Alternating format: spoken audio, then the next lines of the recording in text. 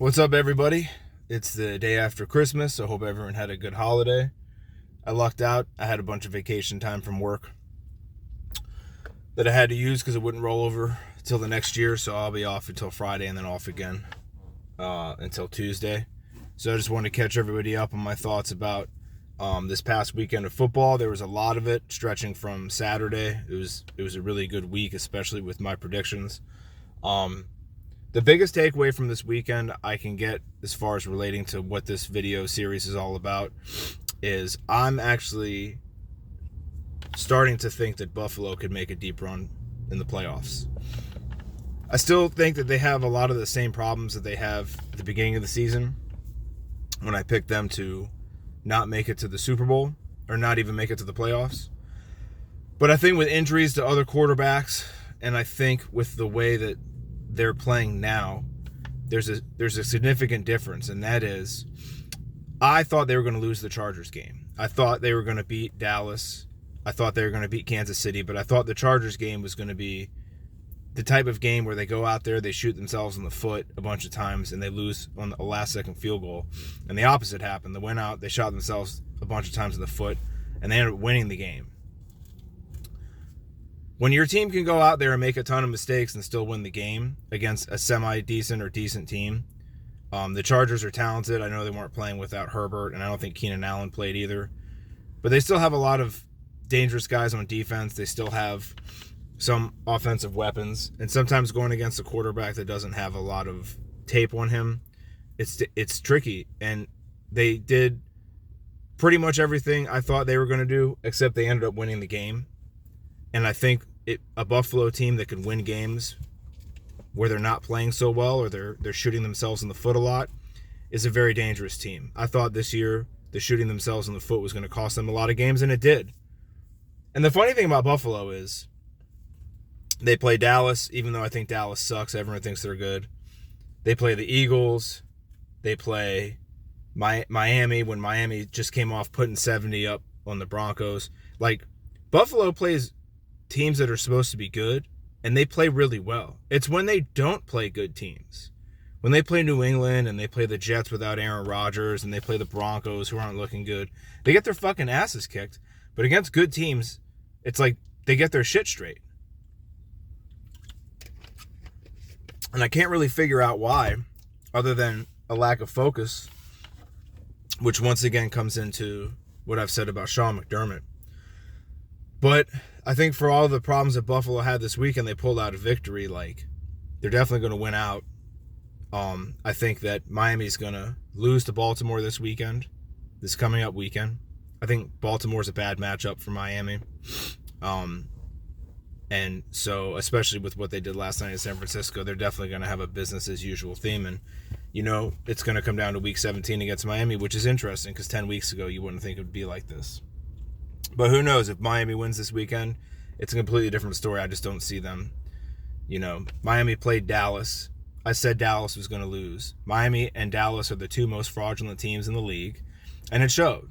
Both teams like to front run and put up a bunch of points, and neither of them were able to do that this weekend because they're not used to getting punched in the mouth. For everybody that wants to talk about the fumble on the 1-yard line on the opening drive, Tyreek Hill misses a wide open touchdown 2 plays later. So you can miss me on that. Like I said, Miami, when you have a defense that understands what Miami's doing and has the ability to stop it, like, they struggle a lot. And what killed me about Miami, and this is a coaching problem, even though I think McDaniels is pretty good, they should have just kept running the ball. They're throwing, which is their strength, but is also Dallas' strength. And sometimes you just got to go at somebody else's weakness instead of their strength. I'm glad they pulled it out because I don't like Skip Bayless, and Dallas Cowboys fans are irritating. I'm not a Miami guy either, but I'd rather see, if I had to choose, it would be Miami being successful over Dallas. But like I said, Dallas is not a good team. Dallas is completely overhyped. They look great crushing the Giants. They look great beating the Jets and the Patriots, but they're not able to go up against good teams. And the great thing about Miami winning is Miami now thinks, oh, we beat a good team. We got that monkey off our back. You didn't beat a good team. You just beat a team that everybody thinks is good, and they're not. The 49ers, some unfortunate mishaps that led to turnovers. is kind of what caused their downfall, but they have a good coach, and they'll get right back on the horse and win out the rest of the season. They'll be in the Super Bowl most likely. The Eagles went out and pulled a Buffalo by shooting themselves in the foot a bunch of times. That game shouldn't have even been close, and for some reason it was. But they pulled it out. They got back in the win column. I think they have a couple easy games to wrap up the year. Dallas is going to face Detroit this week, and what happens with Cowboys fans is they get really excited and they lose, and then they lose faith the next week. I think Dallas beats Detroit. One, it's a home game, and Detroit is a team that plays better when there's no expectations on them. Like I said in my first video, or the video before the first game of the season, I didn't think Detroit was ready to get to the level yet where they can compete when the pressure's on, when people say, okay, you guys have some talent, you guys are a good team, you're expected to go win games. They seem to struggle when they're in that position. They seem to struggle with teams like Green Bay when they're expected to win. When they're not expected to win, like when they open up at Arrowhead and they go out and they put on a good performance. So I think the fact that they just clinched a playoff spot for the first time in a long time, they're going to get a home playoff game for the first time in over 30 years, I think.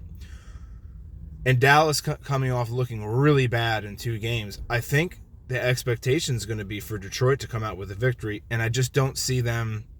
I see Dallas coming out hot and fired up and getting to a 2-score lead early, and I don't think Detroit's a good team that can play catch-up ball like that. Maybe I'm wrong.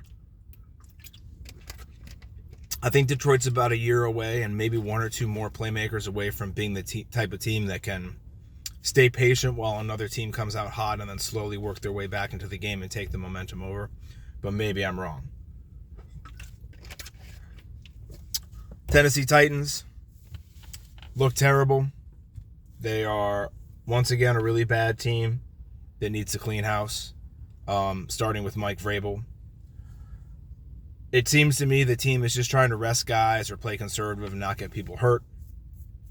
I don't really understand. I mean, I guess if you're vying for a draft spot, but if they're going to keep Vrabel, they might as well just tank the rest of the year. And I think I just saw an article where Jeffrey Simmons is done for the year and a couple other people. So we'll see how that goes. But it's looking like an interesting last couple of weeks of the season. We'll see where it goes from here, and I'll catch you in my next video. Until then, stay frosty, motherfuckers.